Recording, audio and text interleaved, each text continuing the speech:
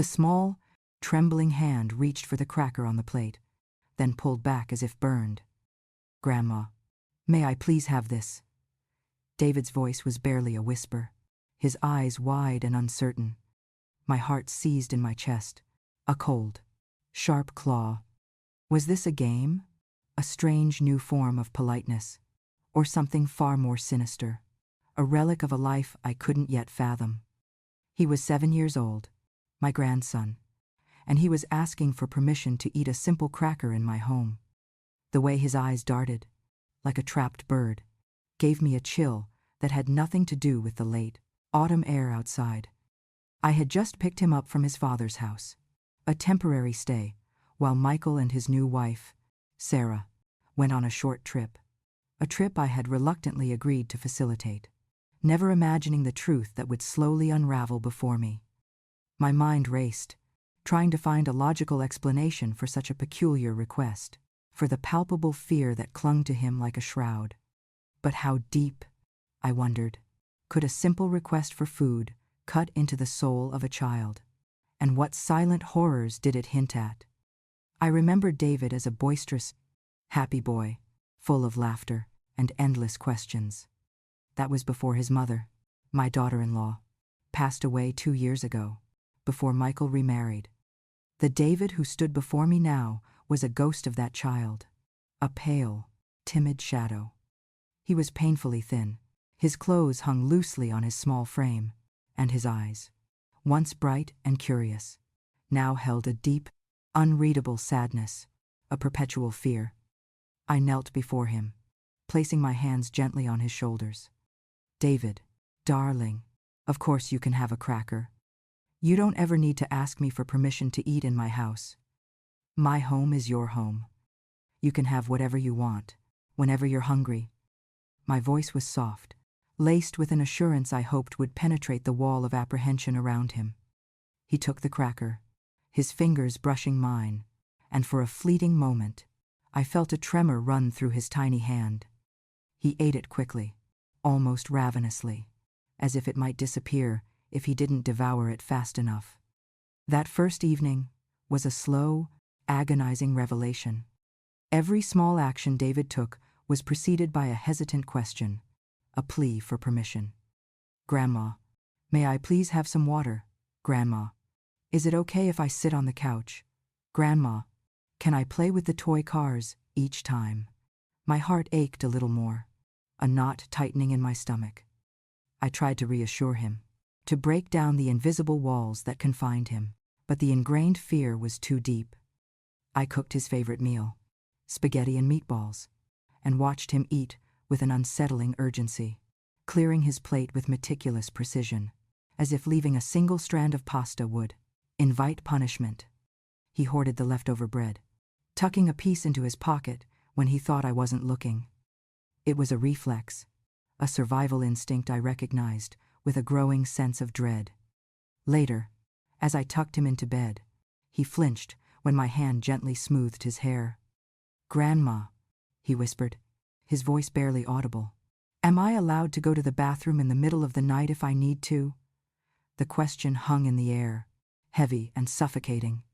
A cold wave of horror washed over me.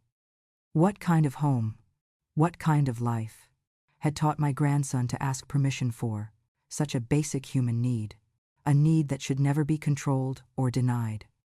I held him close, tears blurring my vision. "Yes, my sweet boy, you can go whenever you need to. You never, ever need to ask. You are safe here." I stayed by his side until his breathing evened out, until sleep finally claimed him. But my mind was a whirlwind of dark possibilities. My beautiful grandson, living in fear, deprived of basic autonomy. What exactly had been happening under Michael's roof? The next few days were a blur of observation and growing concern. David would often stare blankly into space, his small face unreadable. He seemed to shrink whenever a loud noise startled him. He didn't run and play like a typical 7-year-old. Instead, he would sit quietly in a corner, drawing intricate, sometimes disturbing pictures of stick figures with large, sad eyes, sometimes kneeling for extended periods without apparent reason, his knees visibly red and chafed beneath his trousers. I tried to talk to him, gently probing, asking about his life at home. "Do you have fun with Sarah, David?" I asked one afternoon, as we sat on the porch swing. He shrugged, avoiding my gaze. "She says I'm a naughty boy sometimes. She makes me stand in the corner." His voice was flat, devoid of emotion. "Does Daddy play with you much?" Another shrug. "Daddy is usually busy with Sarah. He says I need to be quiet so I don't bother them." The pieces were beginning to fit together, forming a horrifying mosaic. The hunger, the fear, the constant need for permission, the physical signs of neglect and potential abuse. My son, Michael, my own flesh and blood. How could he not see this? How could he allow this? The thought gnawed at me, a relentless torment. I decided I couldn't wait for him to return. I had to investigate. I started by calling a few of Michael's neighbors, feigning casual conversation, asking about the neighborhood, about how David was settling in with Sarah. Most were polite, but evasive, clearly uncomfortable. But Mrs. Henderson, a kind older woman who lived 2 houses down, seemed different. She had always been a bit of a gossip, but her heart was in the right place. I invited her over for tea, my heart pounding with a mix of dread and desperation. Over cups of Earl Grey, I steered the conversation towards David. "He seems a bit quiet lately," I began, carefully. "I wonder if he's just adjusting to being away from Michael and Sarah." Mrs. Henderson looked down at her teacup, her lips pursed. "Evelyn, dear, you're a good woman. And David, he's a sweet boy. But things over there, they haven't been right for a while." My breath hitched. "What do you mean, Martha?" I asked, trying to keep my voice steady. She hesitated, then seemed to make a decision. "I've seen things, Evelyn. Things that just don't sit right. I've seen David, kneeling on the patio, in the hot sun, for what looked like hours. Sarah, she'd be yelling at him from the doorway. And then, sometimes, at night, I'd hear him crying. Not just crying, you know, but a kind of muffled, desperate sound. And I've seen Sarah pull him back into the house when he tried to come out to play, and he'd look so frightened. My blood ran cold. Kneeling in the sun, crying, frightened. Did you ever see him go without food, Martha?" I asked, my voice barely a whisper. Mrs. Henderson nodded slowly. "A few times, yes. I've offered him snacks when he's been out playing, and he'd eat like he hadn't seen food in days. And I heard Sarah once, shouting that he wouldn't get dinner because he misbehaved." The confirmation, though agonizing, was also a spark. It validated my fears, fueled my resolve. "Thank you, Martha," I said, tears stinging my eyes. "Thank you for telling me." I felt a renewed sense of purpose, a burning desire to protect David. Next, I went to Father Thomas, our parish priest. He was a gentle, wise man who had known our family for decades. I sat across from him in his dimly lit office, the scent of old books and incense filling the air. I recounted everything: David's strange behavior, the permission-seeking, the hunger, Mrs. Henderson's observations. Father Thomas listened patiently, his kind eyes never leaving my face. When I finished, he sighed deeply. "Evelyn, I am heartbroken to hear this. I have also had my concerns. David has seemed so withdrawn when he comes to church with Michael and Sarah. And I have, on occasion, seen marks on him, faint bruises, that Sarah quickly explained away as playground accidents. She has a way of being very convincing, but my instincts have been troubled." He paused, looking at me with compassion. "Sometimes, Evelyn, people confuse discipline with cruelty. And sometimes, those who claim to be disciplining a child are simply masking their own anger and insecurities with abuse. This is not just a family matter, Evelyn. This is a matter of a child's safety, and it is a grave sin against his innocence. You must act. His words, combined with Mrs. Henderson's, removed any lingering doubt. My son, Michael, had failed his child. Sarah was abusing him.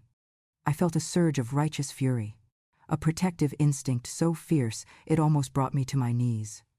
I wouldn't stand by. Not now. Not ever. I spent the next few days meticulously documenting everything. I wrote down every instance of David's strange behavior, every observation, every word, from Mrs. Henderson and Father Thomas. I took discreet photos of David's thin arms and legs, the red marks on his knees. I called Michael again, trying to sound casual, asking about their trip. He was dismissive, almost annoyed. Everything's fine, Mom. David's probably just being a pain. He always is when he wants attention. His words were like a dagger to my heart. He was complicit, either through willful blindness or sheer indifference. He was no longer just my son. He was part of the problem. The days leading up to their return were fraught with anxiety. I tried to build David up, to show him what a loving, safe home felt like. We baked cookies. We read stories. We played board games. He began to smile a little more, though the fear never fully left his eyes. He still occasionally asked for permission for things he shouldn't have to, but he was slowly starting to understand that he was truly safe with me. The day Michael and Sarah were due to arrive, a leaden weight settled in my stomach. I knew what I had to do, but the thought of confronting my own son, of tearing his world apart, even a world built on lies and abuse, was terrifying. But David's face, his small, trembling hands, his whispered pleas, were burned into my memory. I would fight for him. I had already contacted a lawyer, Mr. Henderson, a family friend known for his integrity, and he had advised me to wait for the confrontation. The sound of Michael's car pulling into my driveway felt like a thunderclap. My heart pounded against my ribs, a frantic drum. I took a deep breath, steeling myself. David, who had been quietly playing with blocks in the living room, froze. His small body stiffened. His head snapped towards the door, his eyes wide with a primal terror I had never seen before. Sarah's bright, false voice drifted in through the open door. David, darling, Mommy and Daddy are home. Come say hello.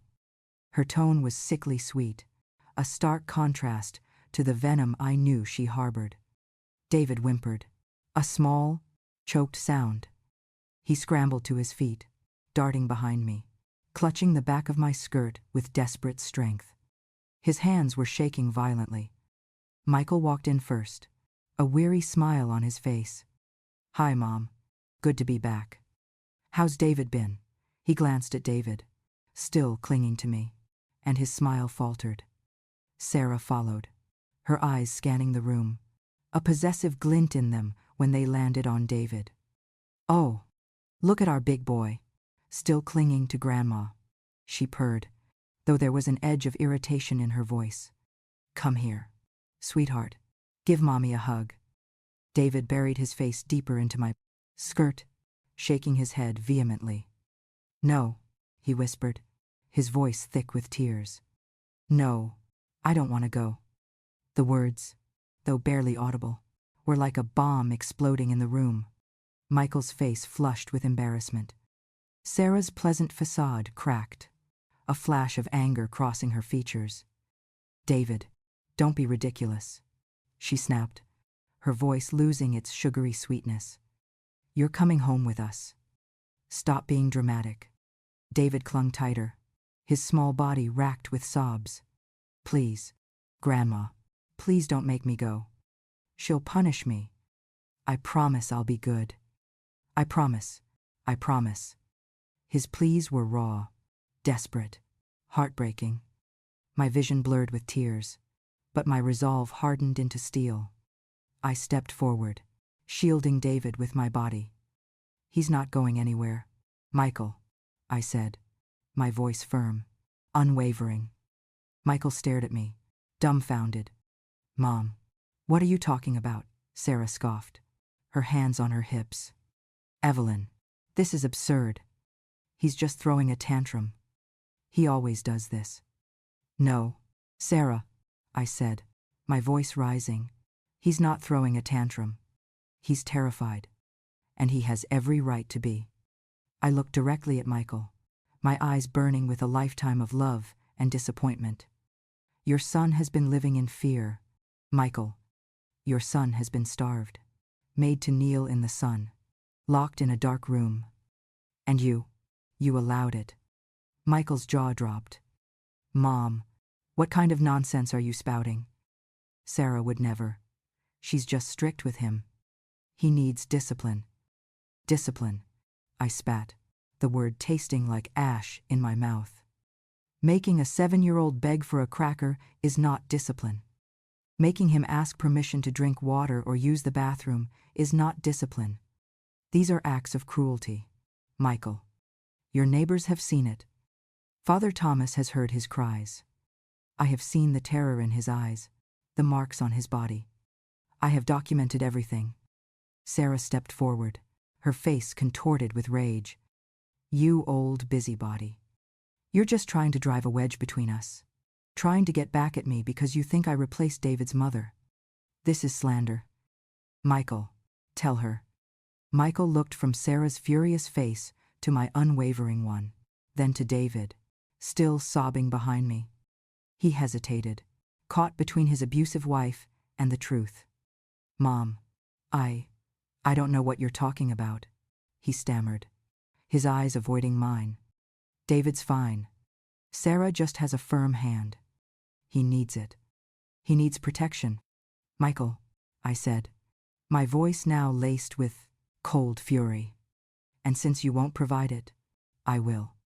I pulled out my phone. I've already spoken to a lawyer, and I've contacted social services. They're on their way. David is staying with me. You will not lay another hand on him. Sarah shrieked, a high-pitched, indignant sound. You can't do this. He's our child. This is kidnapping. This is protecting a child from harm, I countered, my voice steady despite the tremor in my hands. And if you try to take him, I will press charges. The next hours were a blur of confrontation and official procedures. Mr. Henderson, my lawyer, arrived swiftly. His calm presence a stark contrast to Sarah's escalating hysteria. Social services representatives followed, their faces grim as they listened to my account, reviewed my notes, and spoke quietly with David, who, though still fearful, seemed to draw strength from my presence. Michael stood by, alternating between trying to placate Sarah and weakly denying everything, his face a mask of shame and denial.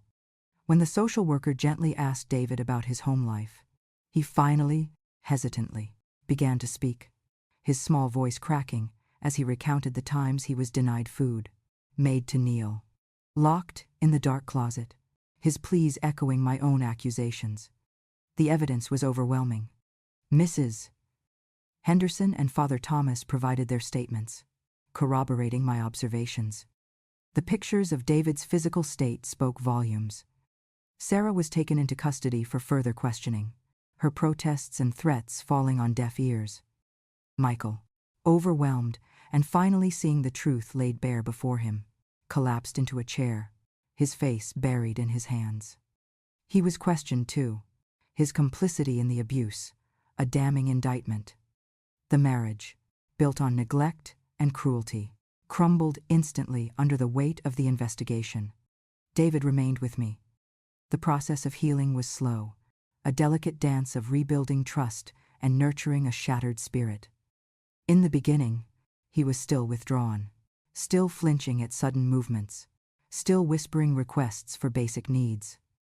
But with each passing day, with every shared meal and every bedtime story, a tiny crack appeared in his shell. I made sure my home was a sanctuary, a place where he never had to ask permission for food or water, where his laughter was encouraged, and his tears were met with comfort. not punishment. I taught him that his voice mattered, that his feelings were valid. Slowly, painstakingly, David began to emerge. The haunted look in his eyes began to recede, replaced by glimmers of curiosity. He started to eat normally, without the frantic urgency of a starved child. He even started leaving food on his plate sometimes, a sign that he no longer feared deprivation. He rediscovered the joy of play, running through the yard with a forgotten exuberance, his laughter ringing out, a melody I hadn't heard in far too long.